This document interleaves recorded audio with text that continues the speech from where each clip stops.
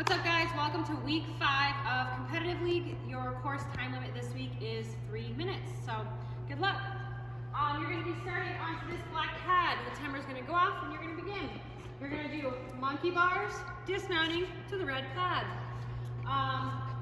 Your first point is when you touch the third monkey bar. Your second point is when you get to the red pad. This is your starting obstacle for the next one, so if you fall off, you're going to miss the dismount point, but then you can jump right back on because then you're going to go into balance. You have the beams all the way to the red pad. You're going to take them down, no blue, and then tops right to the red pad. Your first point is when you touch the skinny balance beam. You may not use the blue step at all. If you touch the blue step, you're not going to get the points. Well, if you touch this before you touch blue step, you'll get 1 point, but if you touch the blue at all, you won't get the rest of the points. Then you're going to make your way to the red pad. That's your second point. This is your dismount. So if you fall, just come here. Your next obstacle are the tumble tracks through the steps, making sure that you're not touching your heels at all or your toes at all on the tumble track. If you do, you won't get any points because your first point is on the first step. Your second point is when you touch the parkour box. And your third point is when you get to the bar. You may put hands on top, you may sit on top, you may do whatever. Hands on the side, totally fine. You just can't stand on top of the parkour box. Everything else is fine. Making your way through to the bar. From the bar, you're going to take the loaded ring, just like last week. You're going to take the loaded ring and you're going to go to this bar or to this bar. Either one is fine. And then you're going to dismount on the green pad. This is off. You don't need to hit any of this. Incidental is fine. And then you don't need to go on this side of the bar, okay? You're not going to get DQ'd, but you just don't need to. I mean, unless you want to, whatever. Bars to the green. I don't care, however you get there. Your first point is when you touch the ring. Your second point is when you land on the green box. Okay? If you fall on the gray at all, you just won't get that second point. Hop up on the box because then you're going to make your way through the shortest obstacle we've ever had.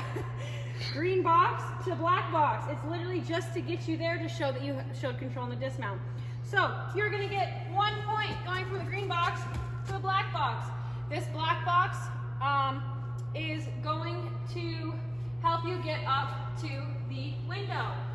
It'll be at the appropriate height for what age level that you're in. You're going to do windows to bar, to window, to bar, to green pad. The windows, the only rule is that you just have to have your hands inside the gap. And then, yeah, the bars are pretty self-explanatory. You get your first point when you touch this bar. Your second point when you touch this window. Your third point if you get to the pit pillow. Fourth point if you touch this bar. And your fifth point if you land on this pad. On or pass is totally fine. If you land on it and then hit the pit pillow, you won't get the fifth point. If you land here and then go over here to your next obstacle, that's totally fine. As long as you don't touch the pit pillow. Then you're good. So that'll be your fifth point. Then you're going to make your way over here. You're going to stay on this side of the tumble track to get up to the green box. This was not in the course run for Coach Cam. I just realized that if I let people start wherever they wanted, they could come over here, use the bananas, and then start going. And I wanted it to be fair for everybody. So you're going to stay on this side of the tumble track to make your way to the green box. It's just like last week, except for a little bit shorter. You're going to be using the bananas and your feet on the holds, hands on bananas only, no fingers on top of the straps. You're going to make your way through just the bananas, and then to the step, and then over the top to the red pad. You get your first point when you touch the banana that's on the volume, and you get your second point when you touch the red pad. Just coming up and over red pad and then to the blue floor, and then we're coming over here. Your next obstacle, you're gonna hop up on this black box. You're gonna take these rings and you're gonna use your hands on the rings only. No hands on straps, no hands on jumping spider, using the jumping spider. If it's incidental, that's fine. You're gonna use your feet to come across to this ring, come across to this ring, to this ring. This ring you will have brought down from a previous obstacle, so it will be hanging. To this box, to red pad if you need it, to black pad. That is your ending dismount and your starting dismount for the next obstacle. So that will explain the points. You may not use this side of the jumping spider at all. If you brush it with your back, that's okay. If you brush it with your foot, that's okay. But if I see that you're pushing off of it or using it at all, you won't get the points anything after what you've already gotten. So your first point is when you touch this ring. Your second point is when you touch the one that was loaded. And your third point is when you get to the black pad without touching any of the gray or the blue. Okay, so remember when you dismount to that green, this red pad wasn't there for Coach Cam's run because I forgot to put it there, but for the smaller people, you can use the red pad if you want. If you get to the green, great, but then if you use the blue to get to the black pad, you're not gonna get that third point, okay? You have to show control in your dismounts. So then you're gonna come up here to your black pad, and you're going to use the rings on the battering ram.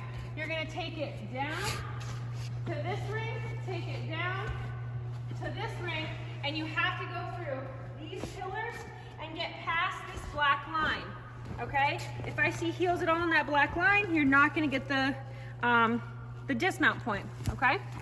So, you're gonna take the ring down. When you touch this ring, you're gonna get 1 point. When you touch this ring, you're gonna get 2 points. And when you dismount over here, that's when you're gonna get your third point. Then you're gonna come over here. Doesn't matter how you get here, you're just gonna be starting on this black box. And then you're gonna jump to the saucer, lache to the board. You're gonna use the side of the board, and you can hop it or you can walk it with 2 hands, whatever you wanna do, all the way to this black pad. Your first point is when you touch saucer. Your second point is when you touch the board. Your third point, there's a tape line right here. If I see your hand get past on either side, get past this tape line, you're gonna get a third point. And then to the black pad, you're gonna get a 4th point. Because this obstacle is pretty tricky. It swings side to side. That saucer is on one strap, so it can get crooked pretty easily. So this is a pretty tough obstacle, so that's why it's worth 4 points. So, you're gonna come over here. You're gonna be up on this black pad. Then, you're gonna take the rope out. So guys, be careful when you take this rope out that you don't let go and that it swings away on you, okay? I'm gonna show you kind of close.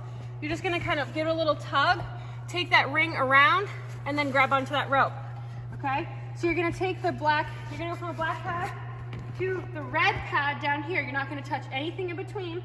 And then you're going to swing to the warped wall. The warped wall is like your dismount platform, okay? So you get 1 point when you get to the red pad. You get 2 points when you get to the warped wall. There is no incidental on this obstacle. If you even brush, like even just the tiniest bit on the blue floor, I'm gonna hear it and I'm gonna see it, and you're not gonna get that second point, okay? So the whole obstacle is the rope swing to the warped wall. So if you brush it all, you're not gonna get that second point. Okay, so then, like I said, the warped wall is your starting platform for the warped wall. So you cannot use the blue floor to go up the warped wall. You have to stay on the black. If you even want to use the first wall, that's okay. That's totally fine. And go up to the buzzer and get that final point, that's great.